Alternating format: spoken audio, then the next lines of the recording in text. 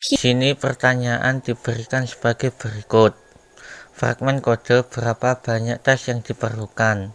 Untuk cakupan 100 putusan ini adalah kode yang kita perlukan. Menganalisis dan kemudian kita harus memilih yang benar. Opsi dari opsi ini mari kita menganalisis kode dan sejajar gambarlah diagram alir untuk mendapatkan jawabannya. Baris pertama adalah jika lebar lebih besar dari panjangnya.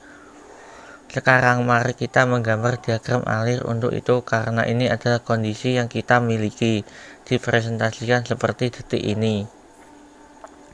Dan baris ketiga adalah dimensi terbesar sama dengan, artinya jika kondisi ini benar maka dimensi terbesar sama dengan lebar. Karena itu adalah pernyataan kita harus mewakilinya seperti ini. Sekarang mari kita analisis baris 4 jika tinggi lebih besar daripada, kami harus melanjutkan dengan cabang yang sama dan karena itu kondisi yang kami miliki. Dipresentasikan seperti ini. Sekarang mari kita analisis. Garis kelima dan keenam maka dimensi terbesar sama dengan tinggi. Artinya jika kondisi ini benar maka dimensi terbesar sama dengan ketinggian. Sampai sekarang kami menganalisis baris ke-6 pertama dari kode tersebut. Sekarang baris ke-7, ke-8, dan ke-9 penting. Dengarkan aku. Hati-hati di baris ke-7 kita telah berakhir. Jika ini adalah akhir dari pertanyaan if di baris ke-4 untuk Anda, maafkan saya mengunyah lagi. Dan jika di baris ke-7 adalah akhir dari pernyataan if di baris ke-4, sekarang jika Anda melihat antara jika dan jika tidak ada yang lain, pertanyaan itu berarti jika kondisinya menjadi false kita tidak perlu melakukan apa-apa. Sekarang mari kita lihat bagaimana cara mewakilinya. Diagram alur karena tidak ada yang disebutkan yang baru saja kita miliki. Untuk memberi garis untuk pertanyaannya lengkap yang berarti. Jika kondisinya benar, kami akan mengikuti jalur ini. Jika pernyataannya menjadi salah, kita harus mengikuti jalan ini.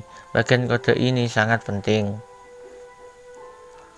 Banyak yang melakukan kesalahan di sini. Mereka lupa mempertimbangkannya. Bagian palsu. Sekarang mari kita pertimbangkan baris nomor 8 dan 9. Yang lain baris ke-8 adalah untuk kondisi. Pada baris pertama karena kondisi ini belum dekat. Sekarang mari kita lihat di mana harus meletakkannya di diagram alir. Jika kondisi ini salah, dimensi terbesar dengan sepanjang.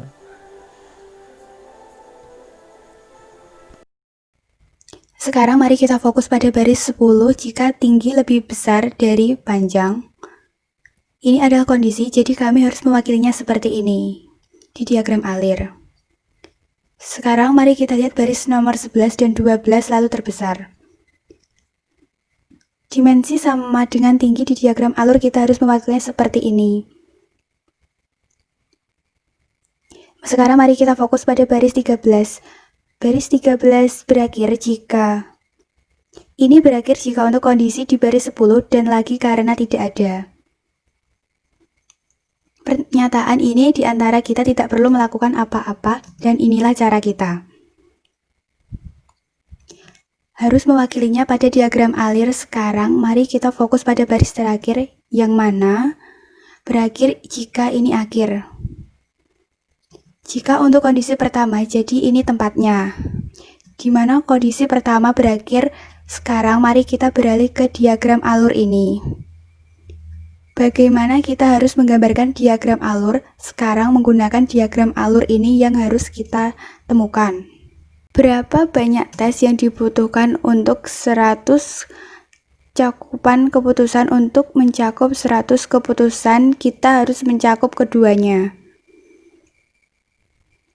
jalur-jalur yang benar dan jalur yang salah. Ini adalah 4 kasus pengujian yang kami perlukan untuk mencakup semua cabang. Oleh karena itu, jawabannya adalah 4 untuk ini. Pertanyaan: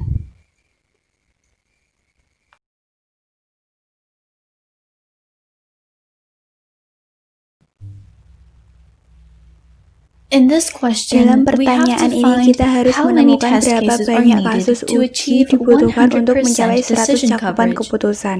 And then these options Dan are provided. kemudian opsi ini disediakan To untuk do that, melakukannya. let's Mari first kita analisis analyze the kode code terlebih and dahulu. draw the Dan flowchart. gambarlah diagram alir baris First pertama line jika is P if P sama dengan equals to Q. Q.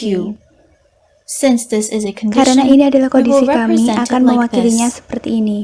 Line number 2 Baris is nomor 2 adalah S S sama equals to dengan S S plus ditambah 1. 1 karena ini Since adalah it is a pernyataan. statement, we can place it like Kita this. dapat menempatkannya seperti Line baris number nomor 3 3 ini. is if Adalah A jika A is kurang less dari than S S. itu adalah kondisi It is a jika kita condition, akan so we will menggambarkan draw A. flowchart like this. Diagram alir seperti ini. Line Baris number nomor 4 4 adalah is sama T dengan equals T to sama 10. dengan 10.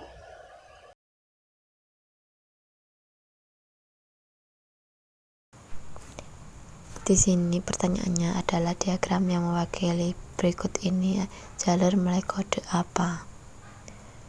Kombinasi jalur minimum yang diperlukan untuk menyediakan inputan pernyataan lengkap. Di sini diagram alur sudah diberikan. Dan dalam diagram alur ini jalur ditandai sebagai V, X, Z, W, dan Y. Dan A, B, C, dan D mewakili jalur yang berbeda, kombinasi dan sesuai pertanyaan.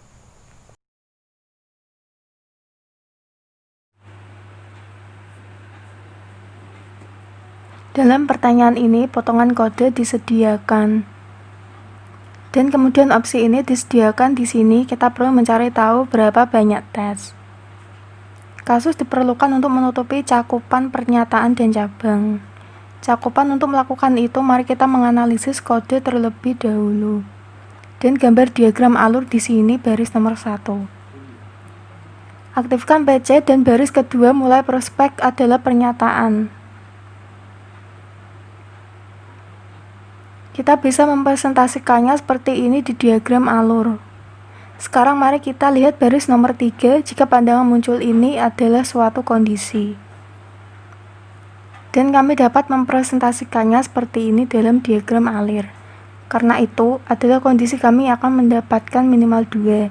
Hasil jika baris nomor 3 benar, kemudian kirim.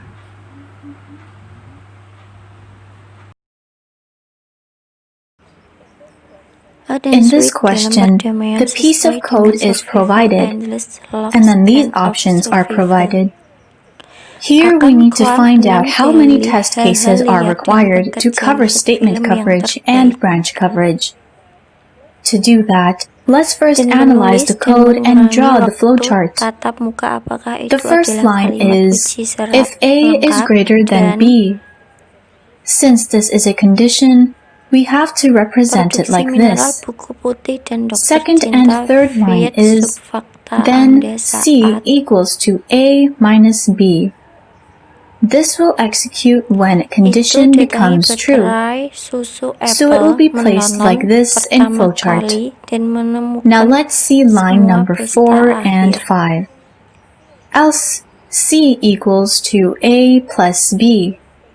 This statement will be executed when condition in line number 1 fails. So it will be placed like this in the flowchart. Now the line number 6 is important, which is end if.